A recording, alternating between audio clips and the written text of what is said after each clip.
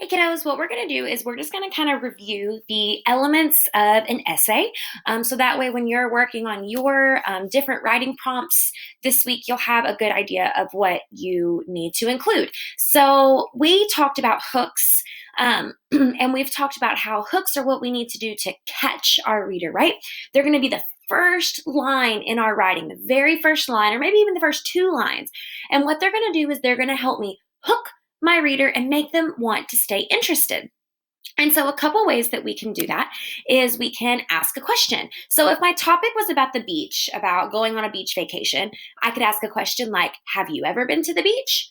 And then automatically, the person who's reading my writing is answering, well, yeah or no. And it kind of hooks them and makes them want to keep reading. We can make a big statement or a fact. And so we can say something like, the beach is the best place to vacation. Okay, a big statement claiming that it's the best. Now, there are lots of different vacation spots out there, but when I say this is the best place to vacation, then I'm making a very strong claim. Or we can start with an interest hook. Something funny, okay, something humorous. You can tell a joke. What did the beach say to the pirate? Nothing. It just waved. Okay, I think that's funny, because the beach has waves. Or I'm ready to make waves today. Okay, something interesting or funny or humorous that's going to make your reader go, oh yeah, this is going to be good. I want to keep reading that. So remember, you're going to put a hook at the very beginning of your writing.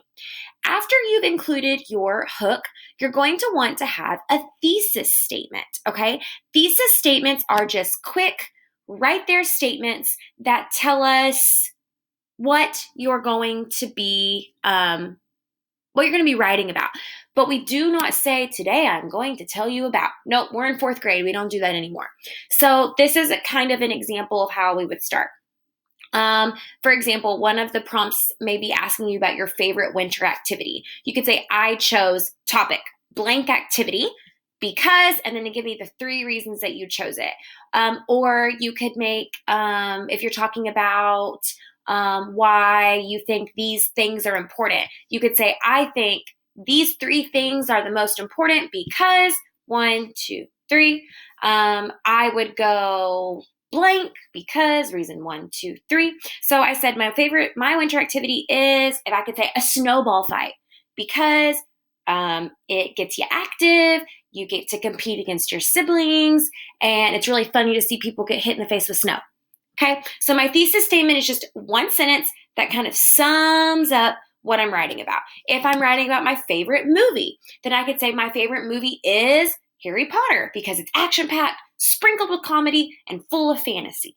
Okay, so I'm just kind of in one sentence telling you my topic and then the 3 reasons that I'm going to give. And all of your writing assignments, I'm going to ask you for at least 3 reasons. So you're just giving me your topic and then your 3 reasons. And then, kiddos, you want to make sure that you have plenty of meat in your writing, okay? You want to make sure that you have lots of good reasons and details. You don't want to just kind of slap on a couple sentences and not have anything really good or exciting to show. So as you're writing, make sure that you're stating your first reason and then giving lots of examples. So for example, talking about favorite movie. My favorite movie is Harry Potter because it's action-packed, sprinkled with comedy, and full of fantasy. I would then have to spend a couple sentences talking about how it's action-packed. I might give examples of the different action that I see in the movie. Sprinkle with comedy. I'm going to talk about how it makes me laugh. I might give some examples of the different scenes in the movie that make me laugh. And then full of fantasy. I'm going to give examples of the different types of fantasy or why I like fantasy. If you're writing about your winter activity, then you could say, oh, I lost it. There it is. Okay, remember I'm talking about snowball fights right here. So if I said, because you get to be active, I would give examples and details of how snowball fighting makes you be active or why it's important to be active. Reason 2, you get to compete against your siblings. Well, I'm going to talk about how I'm super competitive and I really like to win and think it's really fun when I go up against my siblings. Reason 3, I might talk about how it's funny. I'm going to give examples of maybe a time that happened to me or why I think that's funny.